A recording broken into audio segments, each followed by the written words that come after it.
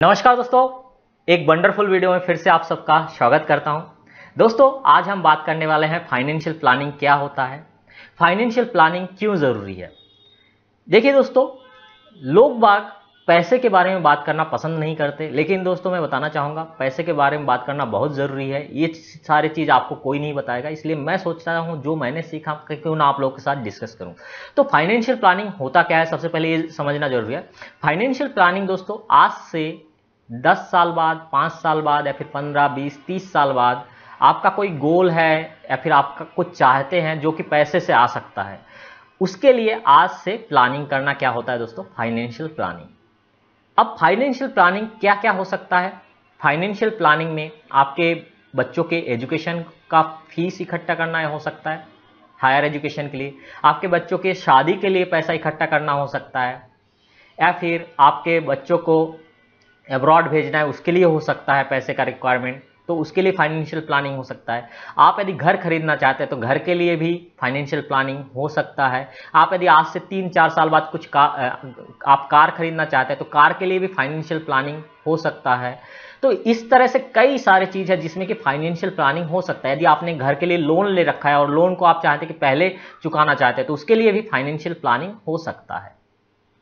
अब क्यों ज़रूरी है फाइनेंशियल प्लानिंग, मैं बात करूं दोस्तों, मैंने कई अपने दोस्तों को देखा है, अपने आसपास देखा है। क्या करते हैं लोग बाग, जैसे कि हायर एजुकेशन के लिए, अपने बच्चों के हायर एजुकेशन के लिए क्या करते हैं, उस समय लोन लेना पड़ता है। मान लीजिए ये 10 से 15 लाख रुपए यदि लग रहा है एजुकेशन के लिए, तो एजुकेशन के लिए वो लोन ले रहे हैं। क्यों लोन लेना पड़ रहा है, कभी आपने सोचा क्यों?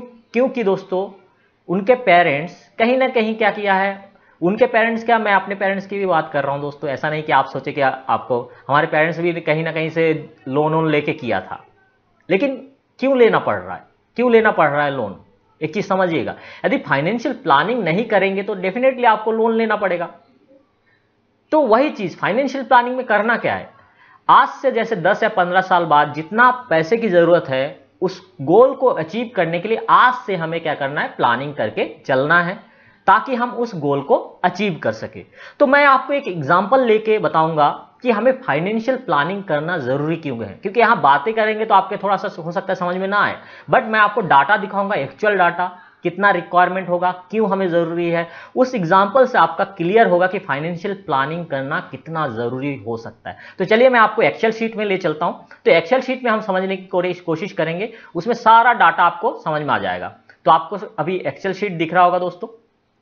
तो अब हम क्या करते हैं, एक्सेल शीट में चले आते हैं। अब देखिए यहां पे मैंने क्या लिखा है, कुछ यहां पे डाटा मैंने पहले से लिख रखा है। तो डाटा नहीं, यहां पे जो जो हमें डाटा चाहिए वो उसके लिए पहले से लिख रखा है। हमें क्या चाहिए, एज। मान लीजिए राम है, कोई एक इंसान है राम, उनका क्या है, एज है अभी कितना, 30 साल का एज है, और वो रिटायरमेंट हो सकता है। देखिए फाइनेंशियल प्लानिंग में रिटायरमेंट प्लानिंग हो सकता है, जैसे कि मैंने पहले ही बताया रिटायरमेंट। तो यहाँ पे मैंने जनरली रिटायरमेंट प्लानिंग लिया है। इसी तरह बेटे की शादी या फिर बेटी की शादी हो सकता है, या फिर एजुकेशन हो सकता है, बेटे या बेटी की हायर एजुकेशन के लिए पैसा, सारा कुछ इसी तरह होगा। ठीक है, तो वो चीज हम देखने की कोशिश करें। जनरली हम देखना चाह रहे हैं कि क्यों जरूरी है फाइनेंशियल प्लानिंग। अब रिटायरमेंट कितने में होंगे, तो मैं मान के चल रहा हूं कि वो 60 साल में रिटायरमेंट ले लेगा। अभी जॉब कर रहा है, कहीं भी जॉब कर रहा हो, वो 60 साल में रिटायरमेंट ले लेगा।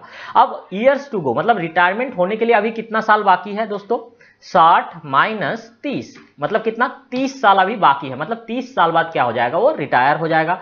टुडेज एक्सपेंस, मतलब आज उनका हर महीने का एक्सपेंस कितना है, तो हम मान के चलते हैं 30,000 रुपए महीने का एक्सपेंस है। अब आप बोलेंगे 30 नहीं कम है, तो भाई आपको जो भी लगता है अमाउंट, आप यदि 20,000 है आपका महीने का खर्चा तो 20,000 ले लीजिए, 30,000, 40,000, 50,000, 1 लाख, जो भी है यहाँ पे आप चेंज कर सकते हैं। अब ईयरली कितना हो जाएगा, ईयरली हो जाएगा इक्वल टू, ये एक महीने का 30,000 है तो मल्टीप्लाई बाय हम 12 कर दे तो एक साल का एक्सपेंस आ जाएगा, कितना लग रहा है, 3.6 लाख, मतलब 3,60,000 साल का लग रहा है। अब इन्फ्लेशन रेट, तो इन्फ्लेशन रेट हम कितना कंसीडर कर रहे हैं, 8% कंसीडर करके चल रहा हूं मैं, 8% इन्फ्लेशन रेट है। अब यहां पे कई लोगों को समझ में नहीं आता होगा कि इन्फ्लेशन रेट क्या होता है। इन्फ्लेशन रेट मतलब महंगाई दर। यदि एवरेज देखा जाए दोस्तों, महंगाई दर लगभग 8% के लगभग रहता है एवरेज। महंगाई दर मतलब क्या होता है दोस्तों, आज मान लीजिए आप 100 रुपए से कुछ चीजें खरीद पा रहे हैं, अगले साल उसी 100 रुपए से उतना चीजें आप नहीं खरीद पाएंगे। मैं ये बोल सकता हूं कि आज यदि 100 रुपए है एक 100 के नोट का वैल्यू यदि 100 रुपए है तो 100 रुपए अगले साल कितना हो जाएगा, वो मतलब वो नोट तो 100 का ही रहेगा। यदि उसको कहीं बंद करके रख दिया, नोट तो 100 का ही रहेगा, लेकिन उससे उतना सामान नहीं मिलेगा जितना आज मिल रहा है। तो मतलब ये बोल सकता हूं कि आज का 100 रुपए एक साल बाद कितना हो जाएगा दोस्तों, 92 रुपीज। समझ में आ रहा है क्या बोल रहा हूं, महंगाई दर, इसे बोलते हैं महंगाई दर। तो महंगाई दर हम मान के चल रहे हैं 8%। अब आप में से कई लोग बोलेंगे कि महंगाई दर 8% नहीं होगा, इससे कम होगा, कभी 4% दिखता है, 3%। तो मैं इसके लिए भी आपके लिए डाटा अवेलेबल करके रखा हूं। ये मैंने डाटा लिया है कितना, 1960 से डाटा है अभी 2019 तक। तो 2019 तक यदि देखें तो एवरेज जो है इन्फ्लेशन रेट मतलब महंगाई दर वो है 7.5। तो मैं 8 लेके चल रहा हूं। और इसी को थोड़ा सा हम क्या करें, ग्राफ से समझने की कोशिश करें, ग्राफ से समझने की कोशिश करूं इसको। तो ग्राफ में दोस्तों ये देखिए, ये आपको ग्राफ दिख रहा होगा। तो ग्राफ में भी देखिए 13% रहा है, 13% रहा है, 12, 10, 9, 9, 9, 11, 8। तो 7 और 8 के बीच में एवरेज आएगा कहीं ना कहीं। तो मैं कितना लेके चल रहा हूं दोस्तों, मैं लेके चल रहा हूं 8%। ठीक है, समझ में आया महंगाई दर क्या है दोस्तों, उम्मीद करता हूं आप लोग को समझ में आ गया होगा। अब देखते हैं, अब हमारा ये हो गया महंगाई दर कितना है 8%। अब फ्यूचर वैल्यू, मतलब हम फ्यूचर वैल्यू में क्या निकालना चाह रहा हूं, आज मैं हर महीने 30,000 खर्चा करता हूं या फिर साल का 3,60,000 खर्चा करता हूं, तो सेम स्टैंडर्ड ऑफ लाइफ मान लीजिए मेरे को मेंटेन करना है अगले 30 साल के बाद भी। जब हम रिटायर हो जाएंगे तब भी हम चाहते हैं कि जो लाइफ आज मैं मेंटेन कर पा रहा हूं वही लाइफ उस समय भी मेंटेन हो पाए। तो उसके लिए हमें क्या करना पड़ेगा, उसके लिए हमें कितना पैसा चाहिए होगा, आज का 3.6 लाख उस समय यदि ईयरली देखें तो कितना हो जाएगा वो हमें देखना है। तो उसके लिए हम क्या करते हैं, एक फॉर्मूला मैं लगा रहा हूं, इक्वल टू FV मतलब फ्यूचर वैल्यू रेट कितना है हमारा, इन्फ्लेशन रेट 8% है, कॉमा अब n पर मतलब नंबर ऑफ पीरियड कितना है हमारा दोस्तों, 30 साल है। पेमेंट हमें अभी कर रहे हैं क्या, कुछ पेमेंट हम कुछ भी नहीं कर रहे हैं, तो इसको हम 0 करते हैं।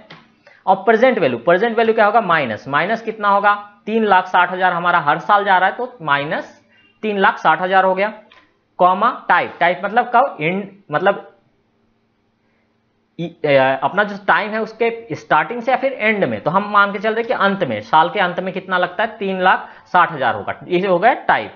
और ये हम यदि प्रेस करें दोस्तों, हो सकता है ये डाटा देख के आपको थोड़ा सा दिमाग चकरा जाए, लेकिन ये सही है। मैं इसमें कुछ भी अपने तरफ से ऐड नहीं कर रहा हूं। मैं क्या कर रहा हूं दोस्तों, सिर्फ और सिर्फ यहां पे कैलकुलेशन दिखाना चाह रहा हूं, जो डाटा कह रहा है वो चीज बता रहा हूं। तो यहां पे कितना आ रहा है दोस्तों, देखिए 36 लाख, मतलब आज यदि आप 3.6 लाख रुपीज आज साल का खर्चा करते हैं, तो आज से 30 साल बाद दोस्तों आपको वही पैसा कितना हो जाए, 36 लाख रुपए चाहिए होगा हर साल खर्चा करने के लिए। मैं यदि मंथली निकालने की कोशिश करूं तो एक जनरल डाटा निकालता हूं, इतना डिवाइडेड बाय मैं 12 कर देता हूं, तो लगभग कितना लग रहा है, 3 लाख रुपए लग रहा है।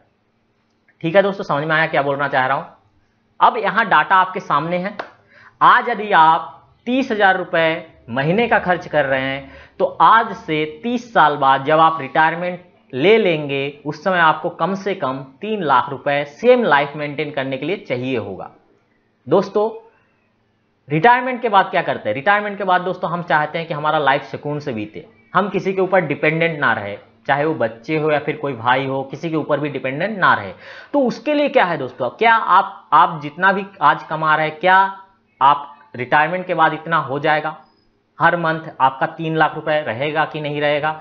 उसके लिए मैं वही बोल रहा हूं, उसके लिए आज आपको प्लानिंग करना होगा, ताकि आप 30 साल बाद जब आप रिटायर हो जाए उस समय आपको पैसे की कमी ना हो, पैसे के कारण आपको कोई दिक्कत झेलना ना पड़े। तो यही चीज होता है फाइनेंशियल प्लानिंग। अब देखिए यहां पे आप बोलेंगे मेरा तो 20,000 ही है एक्सपेंस, तो 20,000 है तो मैं यहाँ पे 20,000 कर देता हूँ कि महीने का खर्च कितना है। आप 20,000 से खर्च करना चाहते हैं तो 20,000 से कितना हो जाएगा, साल का देखिए कितना होता है, 2.4 लाख होता है, तो उस हिसाब से 2 लाख चाहिए होगा। यदि मान लीजिए कोई 50,000 भी खर्चा करता होगा तो यहाँ पे मैं 50,000 चेंज कर देता हूँ। तो 50,000 यदि करेगा तो साल का कितना चाहिए, 5 लाख तो महीने का चाहिए। जो आज 50,000 महीने का एक्सपेंस कर रहा है उनको कितना चाहिए, 5 लाख रुपए महीने का चाहिए होगा। और साल का यदि देखें तो 60 लाख रुपए, ठीक है। और इसी तरह कोई ऐसे भी होंगे जिनका 1 लाख आज खर्चा होगा, तो उनका कितना होगा, 1,000, 10,000, लाख। 1 लाख जिसका होगा, यदि इन्फ्लेशन रेट 8% रहा तो दोस्तों देखिए 1 महीने का 10 लाख रुपए चाहिए होगा उस समय। और यदि एक महीने का 10 लाख रुपए तो एक साल का कितना हो जाएगा दोस्तों, 1.2 करोड़ रुपीस। तो यहाँ पे मैं पहले जो एग्जांपल लिया था उतना ही करता हूं, तो उस हिसाब से देखिए 3 लाख 30,000 के हिसाब से 3 लाख रुपए मंथली चाहिए होगा। तो दोस्तों कहीं ना कहीं ये एग्जाम्पल से आपको क्या समझ में आया? तो दोस्तों ये एग्जाम्पल से हमें ये समझ में आया है दोस्तों, अभी से अलर्ट हो जाइए। यदि आपने कोई फाइनेंशियल प्लानिंग नहीं कर रखा है तो रिटायरमेंट के बाद हम जो सोचते हैं कि जॉब के बाद हम रिटायरमेंट में अच्छे से सुकून से जिंदगी बिताएंगे, तो सुकून की जिंदगी नहीं बीतने वाला है।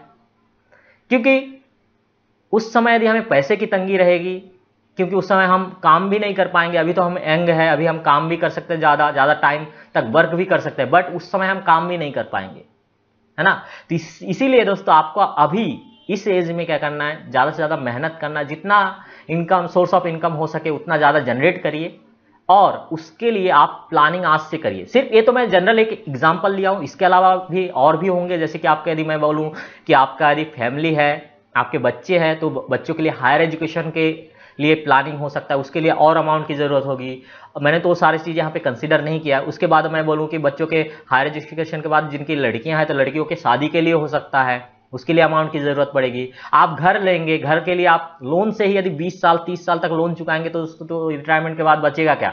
जो सुकून की लाइफ की ज़िंदगी का आप आज इमेजिन कर रहे हैं वो नहीं हो पाएगा। तो इसलिए मैं आप सबसे गुजारिश करूँगा दोस्तों, आज से आप फाइनेंशियल प्लानिंग करना स्टार्ट कर दीजिए। थोड़ा थोड़ा करिए लेकिन स्टार्ट कर दीजिए। धीरे धीरे वो थोड़ा थोड़ा अमाउंट भी बहुत बड़ा अमाउंट बन सकता है। मैंने जैसे एक लास्ट वीडियो में मैंने आप लोगों को थोड़ा सा बताया था, किसी को यदि फाइनेंशियल से रिलेटेड कुछ भी जानना हो डेफिनेटली मुझसे कांटेक्ट करिएगा।